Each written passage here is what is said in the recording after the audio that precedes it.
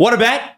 You can do it at Sports Interaction Canada Sportsbook. Football is back. We're already in week 3, guys.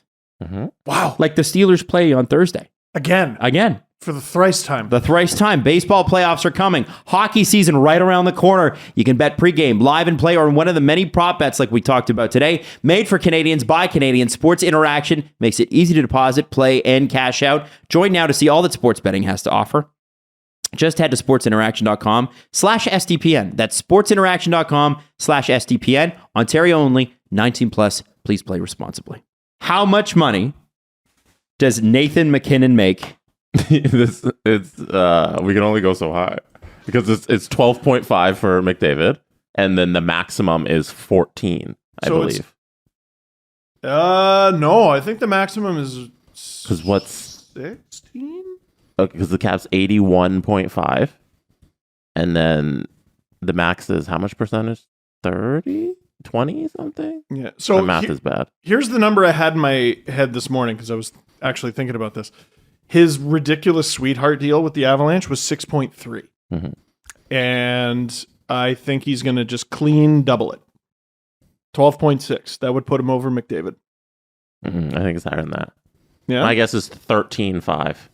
Steve Dangle nails it. $12.6 million. God, you did it! Well done. 12.6. It's $100,000 more than McDavid. And by the way, Nice. there are a bunch of people going, I thought he said he would take a hometown discount. Guys, this is a hometown discount. Nathan MacKinnon's worth 15 or 16 million bucks a year. And I keep thinking now, Matthews and McDavid deals are going to be huge. McDavid's still 3 years away.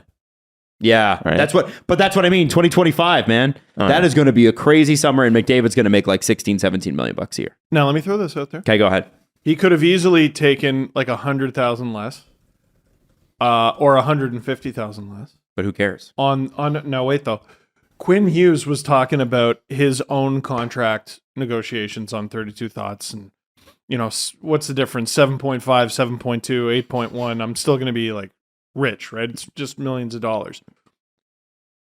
Does this not feel a little bit, just a little bit, like MacKinnon is Price is writing McDavid? Yes. A little bit? Because Quinn Hughes said it's an ego play. Well, I think first off, Nathan MacKinnon, because his contract expired this year, is the best, or is going to expire, sorry, is the best player available currently. Therefore, if he's the best player available currently, and he's like a top 5 player in the league, he should be the highest paid.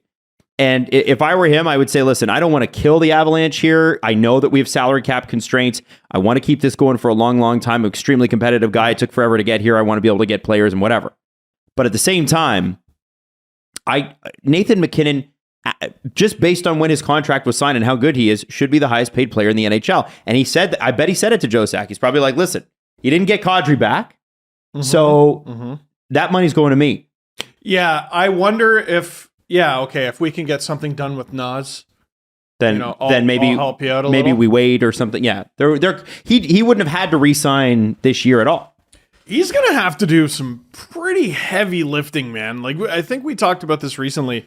The Avalanche have guys up the middle. They don't have guys like Nas and Kadri. Like not even close. They don't at the moment have like a certifiable second line center on a contender. Yeah, like JT Comfort did it for a time while Kadri was out. But oh boy, he's gonna have to do a lot of lifting.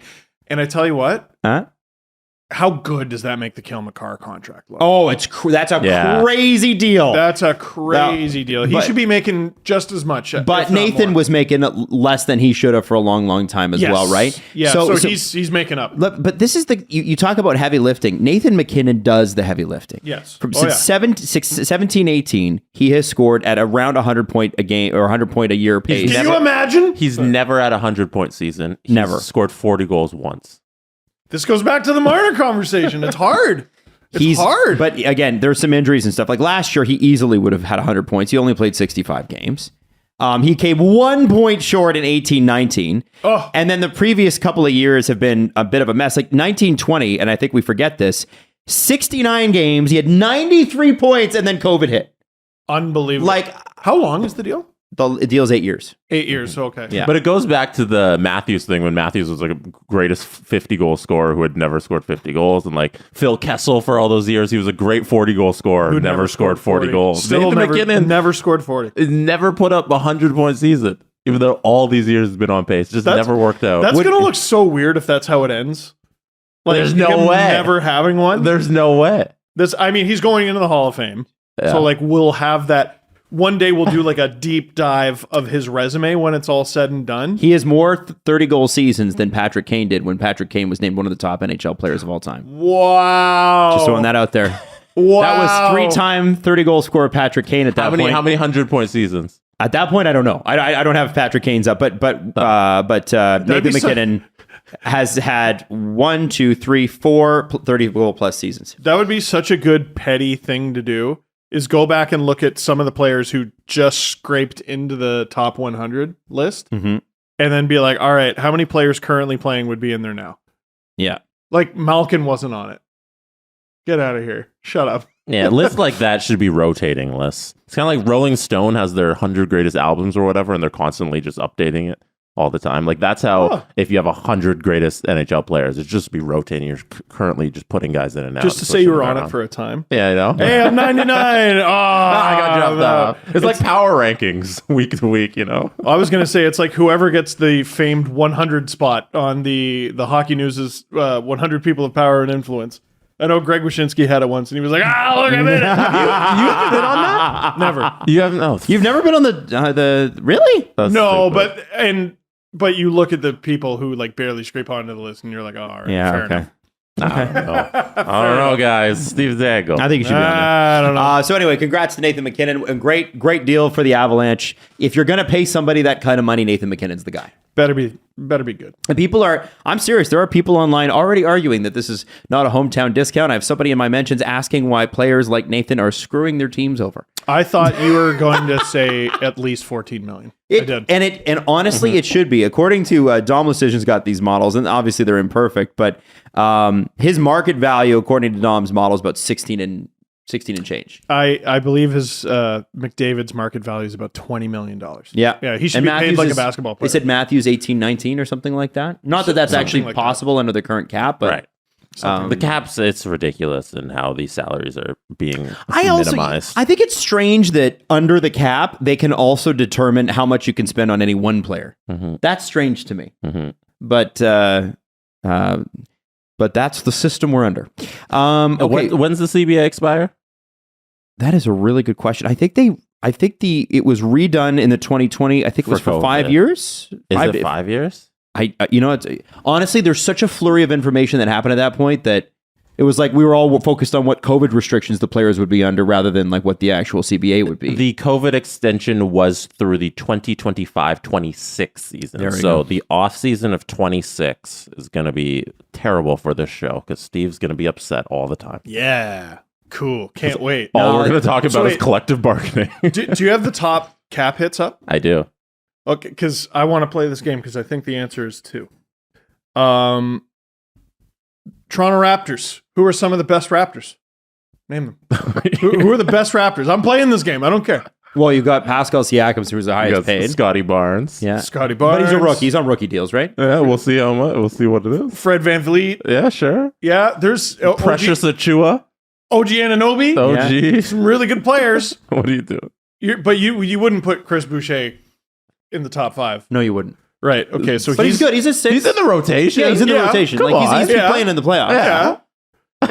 He's currently on a 3-year contract. And this isn't a slight at Chris Boucher. It's just he's not one of the team's stars. Dude makes his average salary, according to Sport Track, 11.75 million. To be a role player on the Raptors. To be a role player on the Raptors. And he makes more money than all but 2 NHL players, I think. What did you say? 11 what? 11.75. 11.75 is more than everybody except for Connor McDavid and Nathan MacKinnon.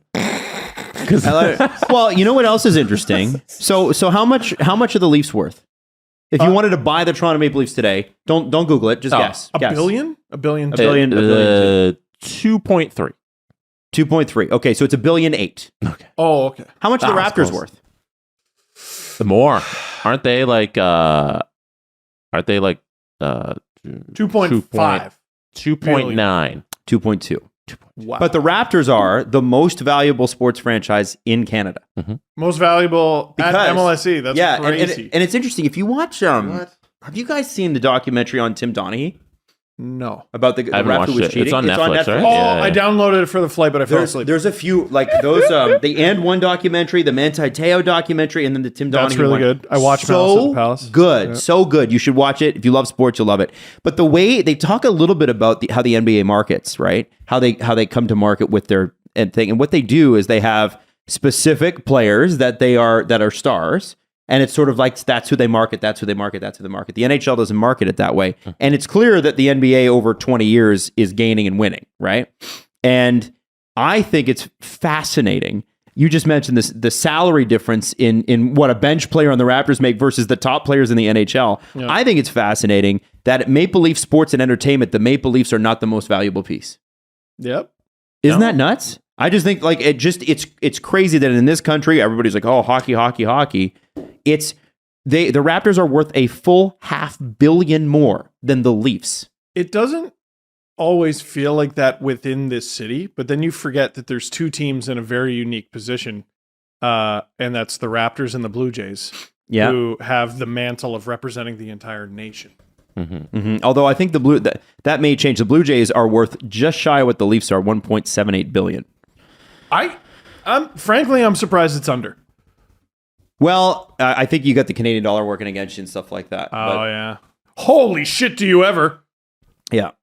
Taking out $100 in but Vegas also baseball's for struggling. $150. That hurt. Baseball's not doing as well. When they bought the Jays, though, it's crazy. The Jays worth like $150 million. So it was a good investment by Rogers. They've made some money on that.